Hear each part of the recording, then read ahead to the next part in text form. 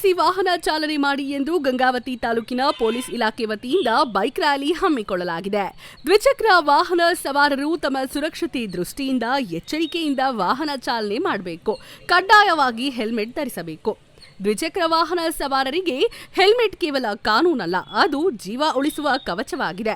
ಆದರೆ ಸಾರ್ವಜನಿಕರು ಹೆಲ್ಮೆಟ್ ಅನ್ನು ಪೊಲೀಸರ ಒತ್ತಾಯಕ್ಕಾಗಿ ಹಾಕುವ ಮನಸ್ಥಿತಿ ಹೊಂದಿದ್ದು, ಈ ಅಪಘಾತಗಳಿಂದ ಸವಾರರು ಹೆಲ್ಮೆಟ್ ಹಾಕದೆ ಜೀವ ಕಳೆದುಕೊಳ್ಳುವುದರೊಂದಿಗೆ ಅವರ ಕುಟುಂಬವೂ ಸಹ ಬೀದಿಗೆ ಬರುತ್ತದೆ. ಹಾಗಾಗಿ ಸುರಕ್ಷತೆಯಿಂದ ವಾಹನಗಳನ್ನು ಚಾಲನೆ ಮಾಡಬೇಕು.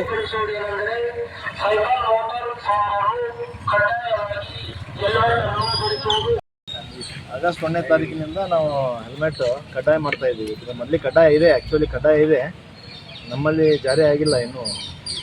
ಆಮೇಲೆ ಕಟ್ಟುನಿಟ್ಟಾಗಿ ಅದನ್ನು 1ನೇ ತಾರೀಕಿಂದ 1 ಆಗಸ್ಟ್ 2024 ಕಟ್ಟುನಿಟ್ಟಾಗಿ ನಾವು ಹೆಲ್ಮೆಟ್ ಹಾಕ್ಕೋಬೇಕಂತ ಹೇಳಿ ಸವಾರರಿಗೆಲ್ಲ ದ್ವಿಚಕ್ರ ವಾಹನ ಸವಾರರು ಕಂಪಲ್ಸರಿಯಾಗಿ ಹೆಲ್ಮೆಟನ್ನು ಧರಿಸ್ಬೇಕು. ಧರಿಸದೇ ಇರೋರಿಗೆ ಕಾನೂನು ಪ್ರಕಾರ ದಂಡ ವಿಧಿಸ್ತೀವಿ ಅಂತ ಹೇಳಿ ಎಲ್ಲ ಸಾರ್ವಜನಿಕರಲ್ಲಿ ಹೇಳಲು ನಾನು ಬಯಸ್ತೇನೆ.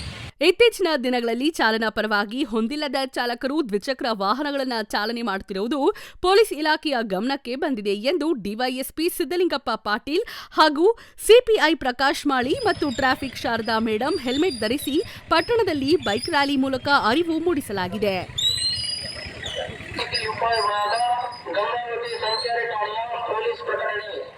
ಸಾರ್ವಜನಿಕರಲ್ಲಿ ತಿಳಿಪಡಿಸುವುದೇನೆಂದರೆ ಸೈಕಲ್ ಮೋಟಾರ್ ಸವಾರರು ಕಡ್ಡಾಯವಾಗಿ ಎಲ್ಲರನ್ನೂ ಧರಿಸುವುದು.